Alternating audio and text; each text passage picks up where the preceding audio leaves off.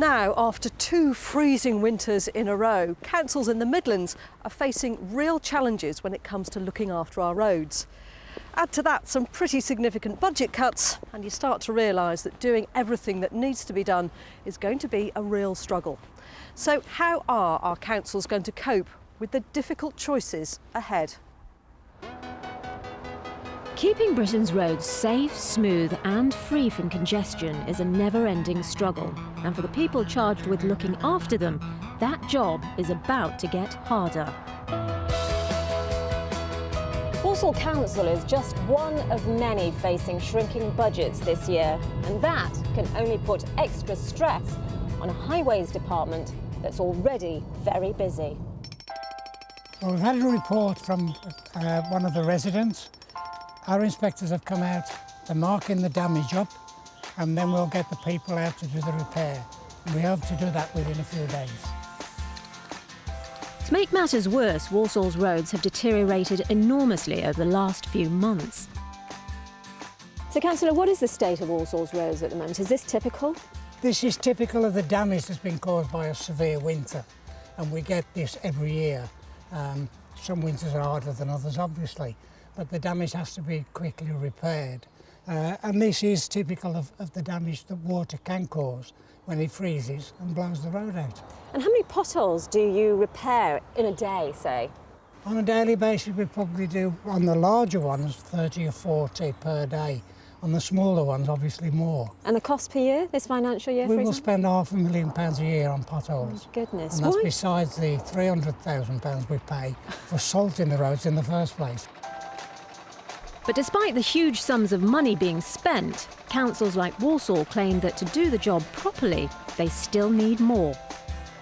We don't get enough money from the government. We need to keep traffic moving in this country and keep businesses going, so more money into the highways infrastructure will certainly be a benefit. But rather than getting more money, in the future they'll have to cope with less.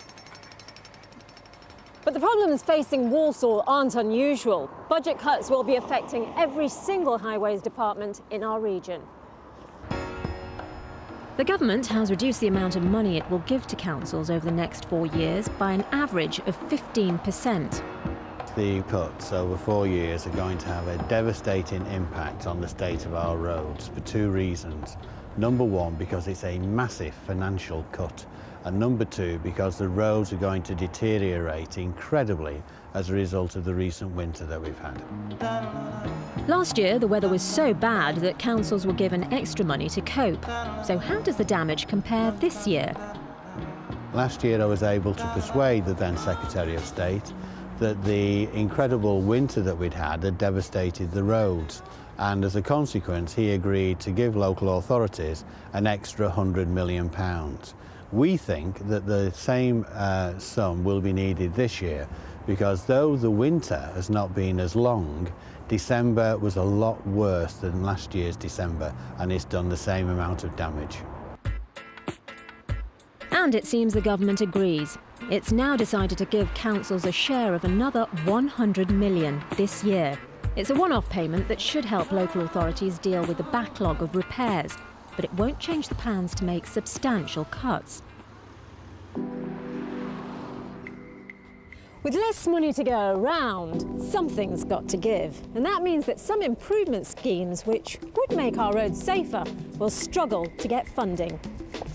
With a school right at the end of this street, it's a very, very busy road. One of the important things, if you're in YVONNE Gilligan works for a charity called SUSTRANS. She thinks councils should spend their money on reducing speed limits to 20 miles an hour. There are lots of benefits to it, and I think that there are some good things. It can improve health outcomes, it can save lives. If you drive at 20 miles an hour and you're hit, you've got a 97% chance of survival.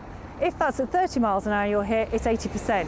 So actually saves lives, and also if we've got more 20 miles an hour, we'll get more people walking and cycling, and that's good for health. So those are your arguments for ploughing money into improvement schemes, but of course the councils can say bottom line is they haven't got any money. I think that councils have got money, it's a question of priorities, and I think that surely road safety and health of children should move higher up the priority list. So spending money on this scheme essentially means that something else would lose out. And this is just one example of the tough decisions councils are having to make. But some believe these sorts of problems could have been avoided. It's a well-known fact by all the surveyors, it's not just a political point, that we've never invested enough money in our roads in this country for over 25, 30 years. We've had a problem that's been getting worse and worse and worse, and we just have to spend the money. It's not a question of finance, it's a question of sheer necessity. But what is the best way to spend that money? When it comes to potholes, Walsall, like most councils, is going for the cheaper short-term solution, simply filling them in one by one. But there is a better way. Ideally, we should be resurfacing them completely every 15 to 20 years. Bad weather, the lack of finance means now we have to go out and we have to do patchwork. That patchwork will last for a little bit, but it won't solve the problem in the long term. Ultimately, complete resurfacing would give us better roads and save us money, but that means a huge initial investment. Resurfacing is a simple but expensive solution for many of the problems on our roads.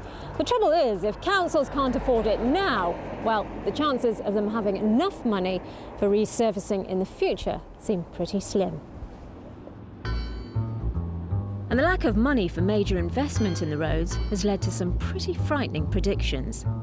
We will literally get to a state like a third world country, like Cuba, like Africa, where you will not be able to drive along a road because there will no longer be potholes. They will be huge holes in the middle of the road, like craters on the moon. Most people would agree that's a long way off. But the question is, where do we find the money to make sure that this doesn't happen? Well, today the BBC published results of research into how our roads across the country are likely to be affected by budget cuts. And you can see the results yourself at bbc.co.uk/roadahead.